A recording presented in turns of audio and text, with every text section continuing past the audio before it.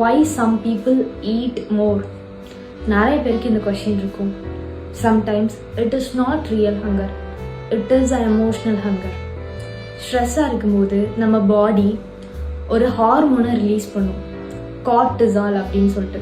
That increase the cravings, especially sweet, oil food அந்த மாதிரி. Because your body think you need a quick energy to survive. ஸ்ட்ரெஸ்ஸாக இருக்கும்போது brain survival மூடுக்கு போயிடும். அப்போ போய் ஹெல்தி சாய்ஸ்லாம் சூஸ் பண்ண முடியுமா?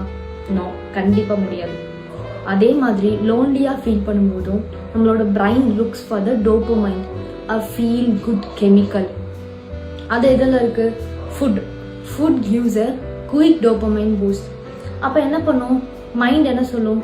இதுதான் கம்ஃபர்ட், இதுக்கே போயிடு. உங்களோட ஸ்லீப் கம்மியானா கூட ஹங்கர் ஹார்மோன் கிரில்லின்னு சொல்லிட்டு இன்க்ரீஸ் ஆகும். நார்மலை விட அதிகமாக கிரேவ் ஆகும் உங்களுக்கு ஃபுட்ஸை பார்த்தாலே. போர் அடிக்கும் போதும் நம்மளோட பிரைன் ஸ்டிமுலேஷன் ஃபுட்டை தான் வேணும்னு கேட்கும்.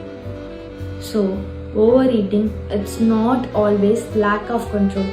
It can be a stress ரெஸ்பான்ஸாக இருக்கலாம், எமோஷ்னல் ரெகுலேஷன் இஷ்யூவாக இருக்கலாம், நர்வஸ் சிஸ்டம் டயர்டாக இருக்கிறது கூட ரீசனாக இருக்கலாம்.